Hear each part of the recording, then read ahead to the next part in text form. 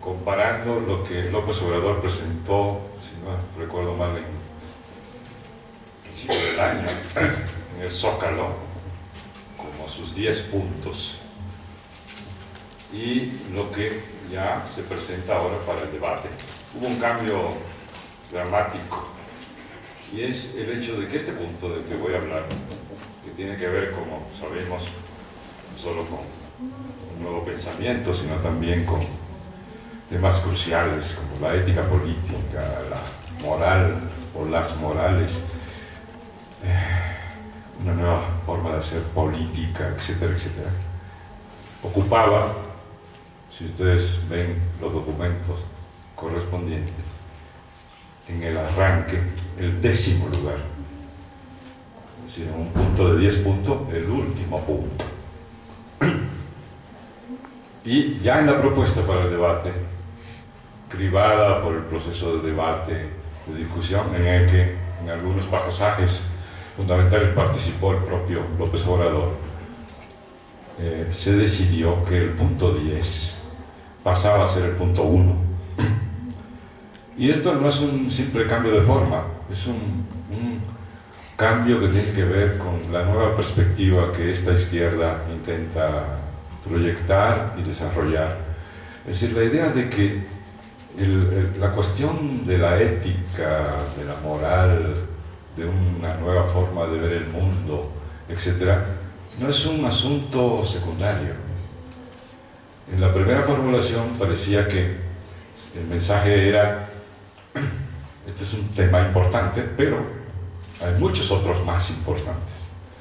La idea que se está planteando ahora es que este tema es importantísimo, tan importantísimo que es el punto de partida. El hecho de que, como voy a tratar de expresar inmediatamente, sea el punto de partida, no significa, sin embargo, que es, digamos, el mecanismo generador, el mecanismo causal. Pero es un punto de partida en términos de la comprensión de los procesos. Por decirlo así, ilumina otros procesos que contiene el proyecto alternativo. Desde luego está la idea de que si no logramos producir un cambio de paradigma por lo que hace a la visión de lo económico, lo político, lo social, etc., estaremos en problemas permanentemente.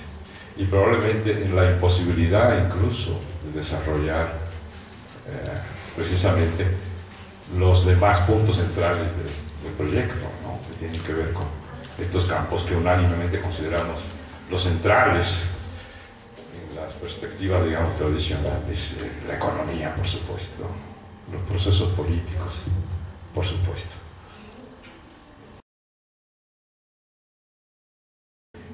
Es un punto que ha subrayado de una manera muy enfática el maestro Sánchez Vázquez en su trabajo sobre la ética.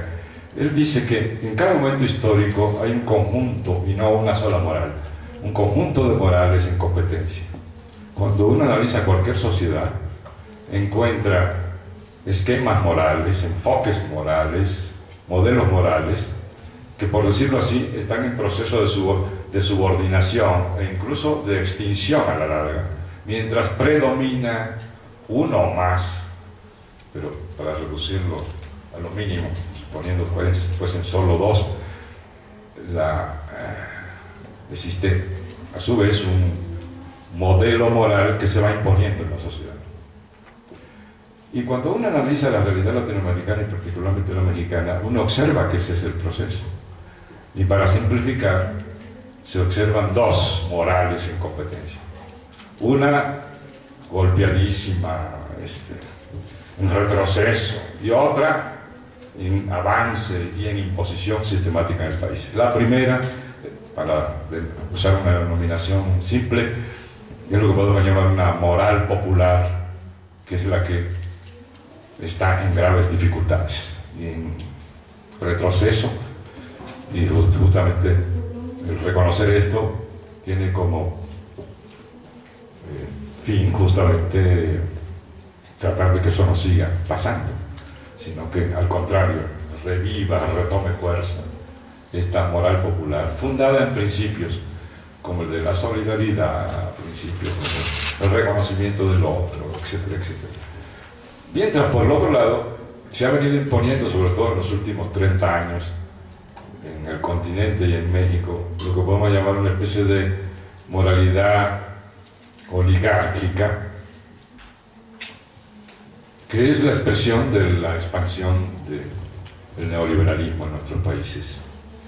Una moralidad que tiene, entre otras muchas cosas, y eso es lo que quiero enfatizar ahorita, como piedra angular el mercado. Todo lo que se deriva como principios, normas, etcétera, pautas de comportamiento en nuestra sociedad, está determinado de alguna manera por este énfasis, esta prioridad casi absoluta en el mercado. Y el mercado, como lo señalé también el jueves, se está transformando paulatinamente en una especie de nueva entidad en el marco de esa moralidad neoliberal. Es decir, los atributos que las religiones atribuyen justamente a las entidades divinas, a la divinidad, pasan sistemáticamente a la naturaleza del mercado. De tal manera que no es extraño que un gran banquero al que se le interrogó, muy exitoso en Estados Unidos, uno de los grandes tiburones del capital financiero mundial, se le preguntó, bueno, ¿cuál es el trabajo de ustedes, los financieros, de los banqueros? Y él dijo, nuestro trabajo es nuestra tarea, dijo, es hacer el trabajo de Dios. No dejó claro en qué consistía Dios, pero luego fue evidente a qué se refería. Algunos analistas en España publicaron artículos, algunos publicaron en el periódico que circula acá ahora vía La Jornada, público, análisis que interpretaban que Dios en ese esquema era el presidente de Estados Unidos, Obama, y cuando Obama amenazó sin haberlo cumplido, por lo menos hasta ahora, que iba a poner en cintura, que iba a regular el mundo financiero particularmente.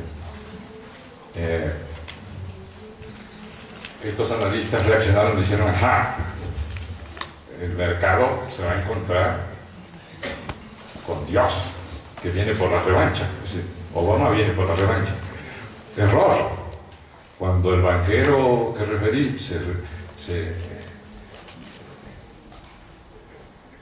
mencionaba a los financieros como haciendo el trabajo de Dios, se refería no al presidente de Estados Unidos, sino al mercado.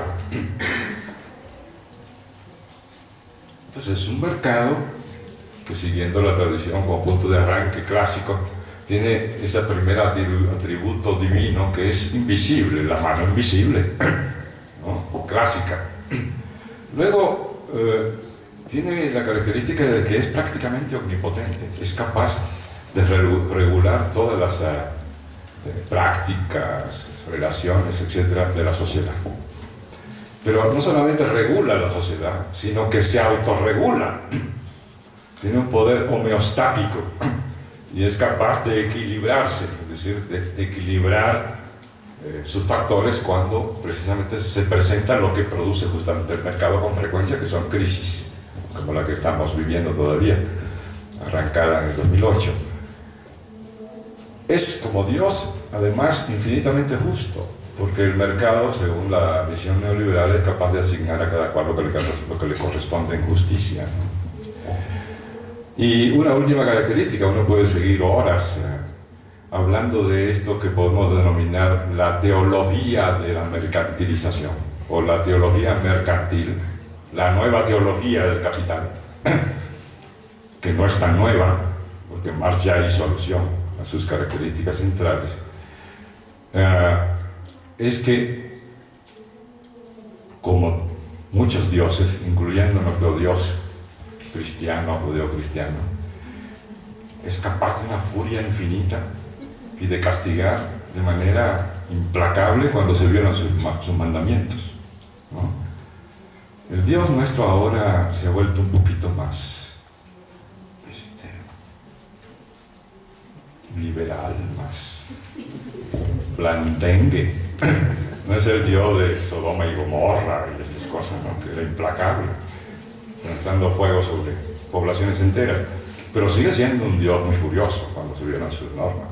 Pero el mercado es campeón de la furia cuando se violan sus normas. Ahí tenemos a Grecia sufriendo las consecuencias de que el gobierno violó las normas del mercado, a España sufriendo por haber violado las normas del mercado, y ahora tenemos a México sumido en el mayor de los sufrimientos debido justamente a la aplicación de estas normas de mercado y a las furias del mercado cuando se supone que se violan sus mandamientos. Nosotros no llevamos unos años como los europeos, llevamos décadas y décadas de castigos de este Dios implacable, ¿no?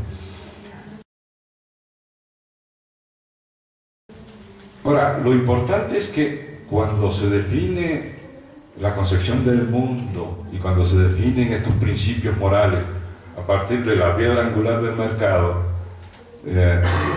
estos principios resultan unos principios muy especiales que justamente se oponen de manera radical a la visión que la izquierda quiere desarrollar en la sociedad y las relaciones sociales que quiere desarrollar. Para seguir en este tono de referencias religiosas y haciendo alusión al mito de Caín y Abel, estos mitos greco-romanos o judeocristianos son clave en nuestra cultura occidental. A mí me gusta recordar este pasaje de la Biblia que estudian también filósofos como Levinas y otros posteriores, que es el pasaje de Caín y Abel, cuando Dios, que por supuesto así como el mercado también es omnisciente, pregunta a Caín, sabiendo lo que había pasado con Abel, ¿dónde está Abel? ¿Y qué responde Caín? Responde, ¿acaso yo soy el guardián de mi hermano? Y en otras traducciones, ¿acaso yo soy responsable de mi hermano? Y esto es lo que analizan estos filósofos y expresa muy bien lo que tenemos por delante. Es esta idea de la no responsabilidad por el otro. Interpretado esto no desde el punto de vista religioso, sino desde el punto de vista sociopolítico y particularmente desde el punto de vista del talante, de la perspectiva, de la visión de la izquierda contemporánea, la respuesta es sí, sí, tú eres el responsable de tu hermano. De hecho, incluso se puede tomar la primera versión, tú eres el guardián de tu hermano. Esta idea de la responsabilidad colectiva de unos respecto a otros, esta idea de que sí tenemos que preocuparnos por el otro, por el destino del otro, y preocuparnos desde el principio hasta el final, y que no somos, en la medida de la visión que parte del mercado, seres humanos solo preocupados por nuestro propio desempeño y por las pequeñas consecuencias de nuestros actos, que no van más allá de nuestro propio ámbito, e incluso a veces no van más allá del interés personal, egoísta de cada cual, sino una visión en donde nosotros tenemos que preocuparnos desde el punto de vista social por los niños, por los jóvenes, por los estudiantes. ¿Acaso no debemos preocuparnos si pueden estudiar o no? Por los adultos mayores, por los ancianos, por los discapacitados.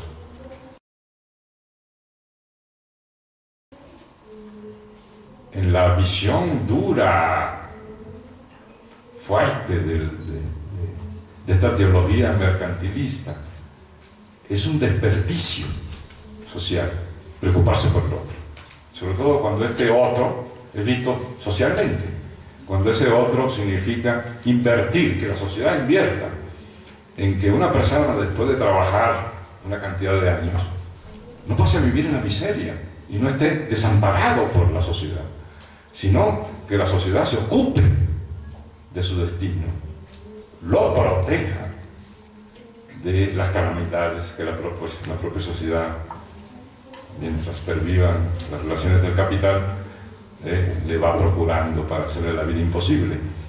De que nos preocupemos si alguien joven puede estudiar o no, y si puede estudiar lo que quiere estudiar, y si tiene condiciones para estudiar, etc. Para el capital eso es un desperdicio, eso no entra en su visión moral de la organización de la sociedad. Esto para mí es la piedra angular de este primer planteamiento de López Obrador.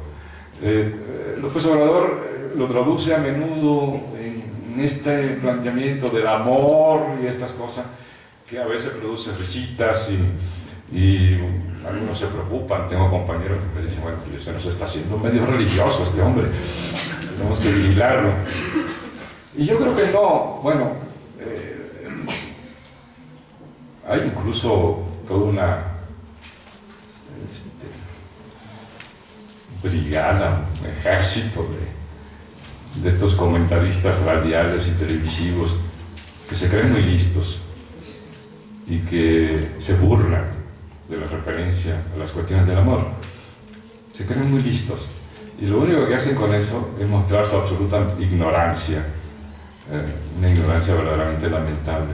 Si uno analiza el pensamiento clásico y el pensamiento contemporáneo en lo que tiene de mejor, el tema del amor es un tema filosófico central, desde el banquete de Platón hasta los trabajos recientes de Zizek, para mencionar al Elvis Presley de la filosofía actual.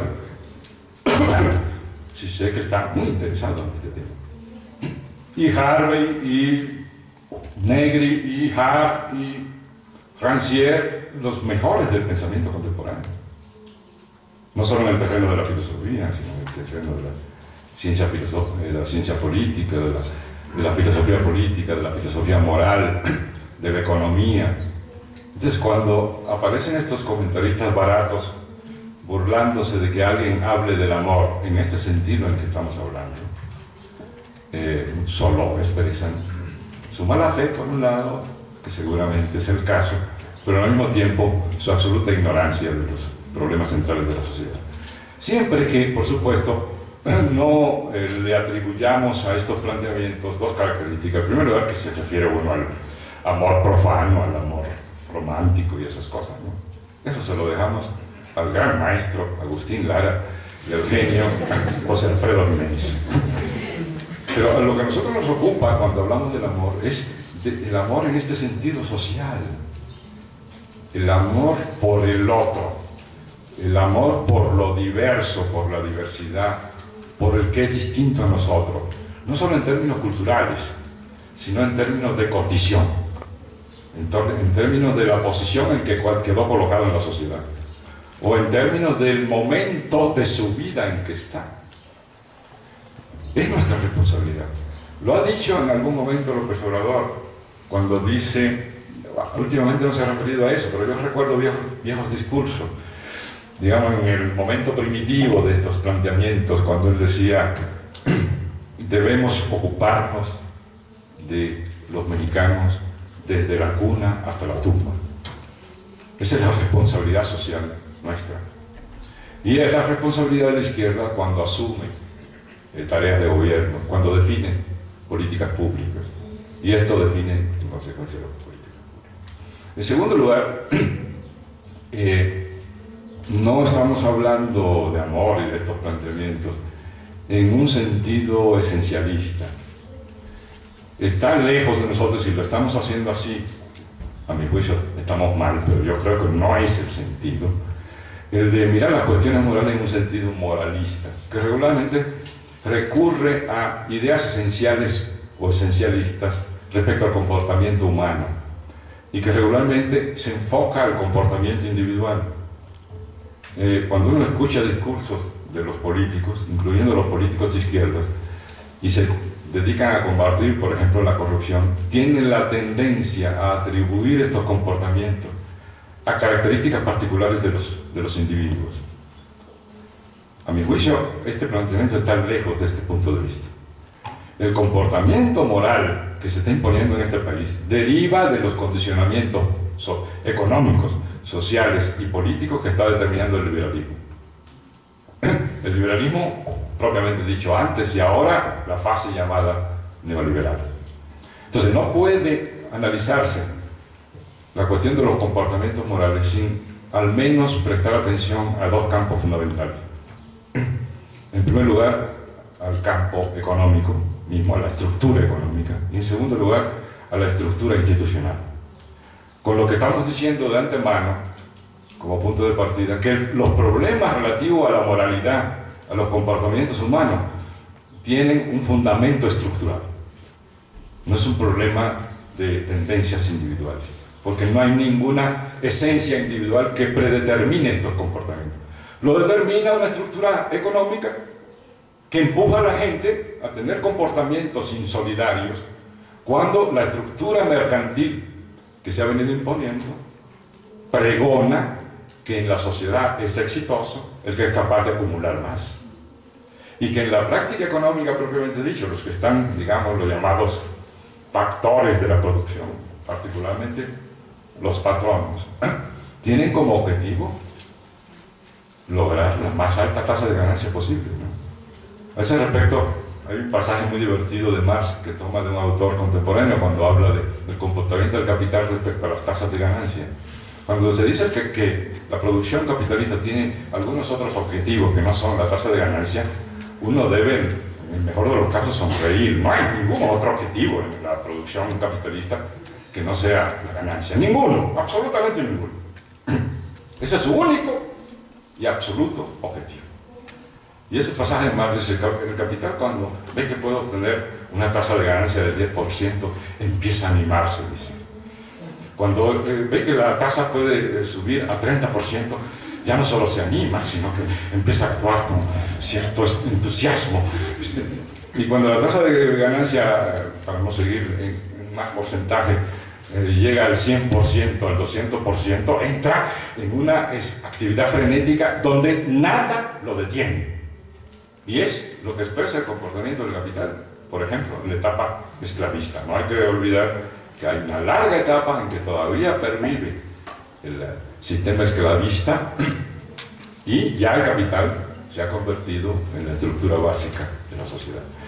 Y no le importa chupar y tirar, eliminar mediante la esclavitud y las condiciones más infrahumanas, destruir fuerza de trabajo prácticamente como si fuera una materia prima cualquiera, cosa que sigue practicando pero con otras formas, porque su objetivo es la tasa de ganancia. Y la tasa de ganancia es garantía del éxito en la lucha productiva, y la tasa de ganancia es el sustrato del éxito social.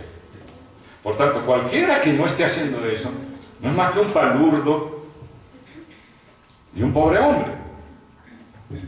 La expresión atribuida a Han, que algunos dicen que no es verdad que lo dijo, pero bueno, si no lo dijo, debería haberlo dicho, de que un político pobre es un pobre político, expresa perfectamente este punto de vista, ¿no? Igual se podría decir de un capitán de la producción capitalista, que un capitán de la producción capitalista que obtiene tasas de ganancia media no es más que un pobre capitalista. capitalista exitoso es el que obtiene tasas de ganancia extraordinarias. Y esto es lo que determina, incluso es un punto del proyecto alternativo, es lo que determina una de las variantes del capital en la fase contemporánea. La mayoría de los analistas coinciden en que una de las características del capital en los últimos tiempos es que cada vez más es un capital rentista. Ahora, ¿qué es la renta desde el punto de vista estricto, de su definición estricta?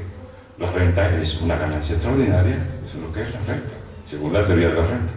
No solo de Marx, sino de los anteriores clásicos, Ricardo, David Smith, etc. Los capitales contemporáneos buscan renta, porque se trata de obtener la máxima.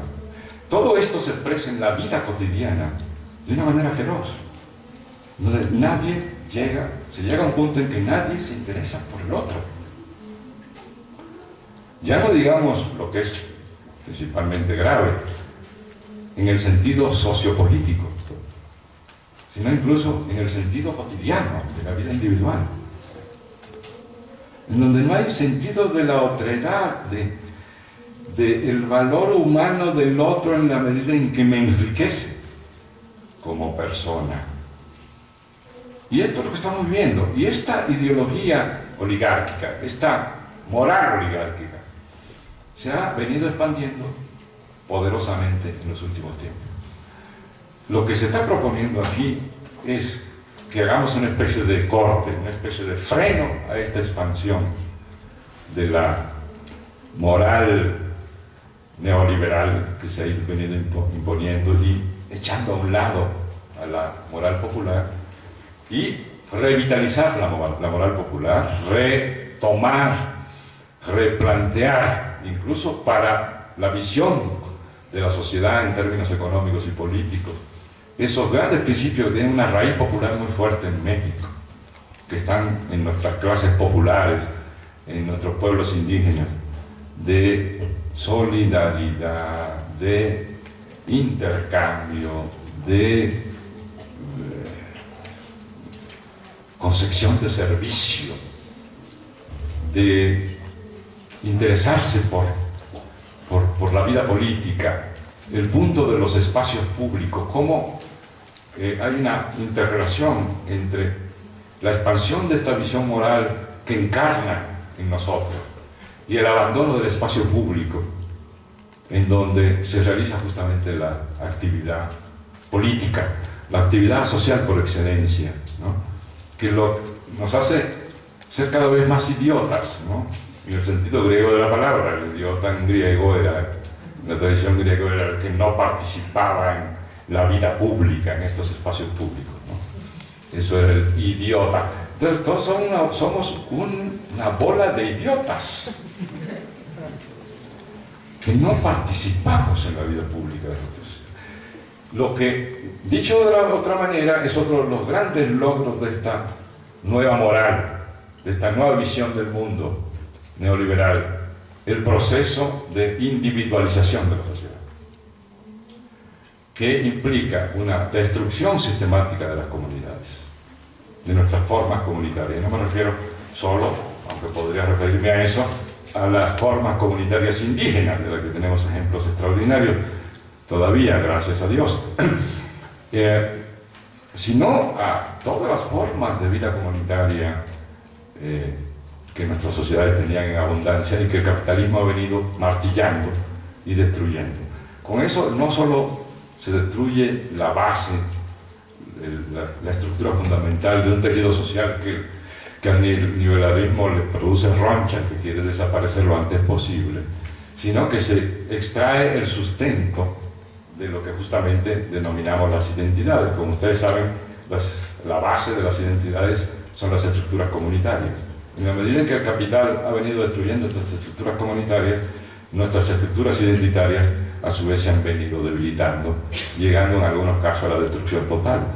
Todavía no llegamos a esos niveles en América Latina y particularmente en México. En los países llamados avanzados está también más avanzado este proceso de destrucción de comunidades y en consecuencia de destrucción de identidades, lo que explica todas estas teorías que se están desarrollando en los últimos tiempos sobre las nuevas identidades en nuestras sociedades, las llamadas identidades de ropero, identidades portátiles, identidades líquidas, la llama Bauman, pasajeras, con que se compensa la falta de identidad que deriva de la destrucción de nuestras estructuras comunitarias, que se sintetizan en el proceso de individualización que estamos hace un rato. De tal manera que yo creo que, visto de esta manera, el proyecto alternativo de nación, impulsado por este movimiento, a mi juicio, es uno de los planteamientos más elaborados que tenemos ahora en América Latina y sin duda a escala de México la propuesta más avanzada que tenemos hasta el momento. Por supuesto, es perfectible, puede mejorarse, seguro tiene lagunas y se trata justamente de hacer eventos como estos y llevarlos hasta el infinito si podemos, a fin de que estas lagunas, estos aspectos insuficientes, etcétera, sean solventados y podamos tener el mejor proyecto posible en las condiciones actuales. Muchas gracias.